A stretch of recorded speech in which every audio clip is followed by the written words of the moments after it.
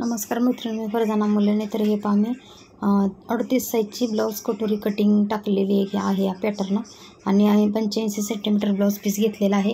ह्याच्यावरती मी माप कसं घेते ते पहा तुम्ही. जेणे कोणी पॅटर्न घेतले असेल त्यांच्यासाठी हे महत्त्वपूर्ण व्हिडिओ आहे.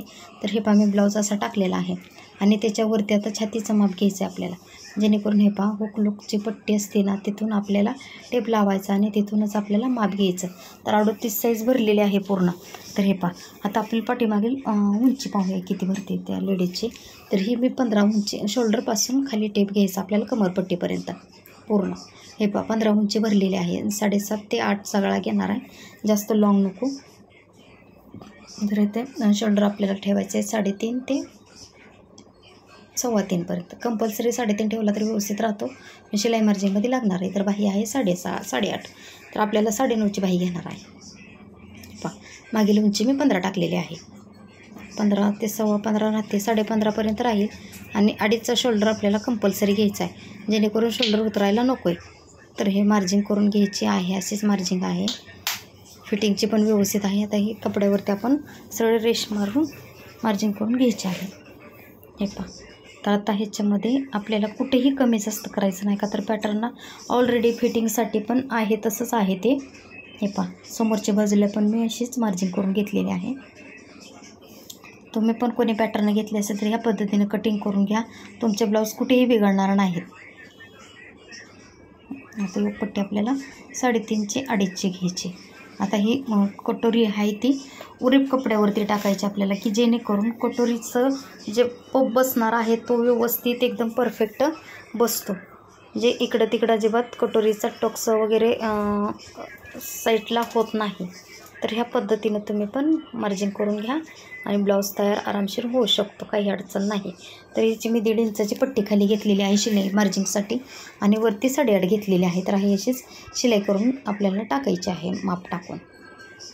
हे पहा, आणि ह्या बाहीचं मार्जिन कसं आहे, जे समोरील खड्डा, पाठीमागील फिटिंगची बाजू त्यांनी बरोबर मार्जिन इथं दिलेली आहे. त्यामुळे आपल्याला इथं वाढवायची किंवा कमी करायची गरज पडत नाही.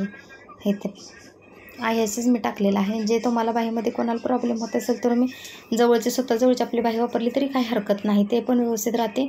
पण जर तुम्हाला काही डाऊट वाटले तर तुम्ही त्या प्रकारे करू शकता. हे पहा, माप टाकलेलं आहे पूर्ण. असे माप काढून घ्यायचे अगोदर आणि लगेच कटिंग करून घ्यायचा. आपला किती वेळ वाचतो ह्याच्यामध्ये, कमीत कमी अर्धा ते पाऊण तास वाचतो. कसा बचत होती वेळेची, की आपल्याला अगोदर पेपर कटिंग करून घ्यावं लागते, नंतर त्याचे आधी माप काढून घ्यायचे, नंतर पेपर कटिंग करून घ्यायचे, त्याच्यावरती परत अस्तरचे ब्लाऊज कट करून घ्यायचे, नंतर अस्तर. त्याला कमीत कमी 1 तास ते 1.5 तास त्याच्यामध्ये आपलं वेळ जातो. तर ह्या कटिंगवरती कसं आहे, पेपर कटिंगवरती, की ह्याची वेळेची बचत आणि प्रत्येक वेळेस माप काढत बसण्याची गरज नाही, का तर एकदाच माप असते नाहीचं. तर कंपल्सरी एकच माप असल्यामुळं आपल्या प्रत्येक वेळेस ते कस्टमरचा ब्लाऊज आला तर आपण या पॅटर्नवरती ब्लाऊज तयार करून देऊ शकतो. जे म्हणजे एकदम इझिबली झालेलं आहे आणि वेळेची बचत झालेली आहे. ब्लाऊज परफेक्ट बसतो, त्याच्यामुळे ह्या ब्लाऊजची कुठेच अडचण नाही.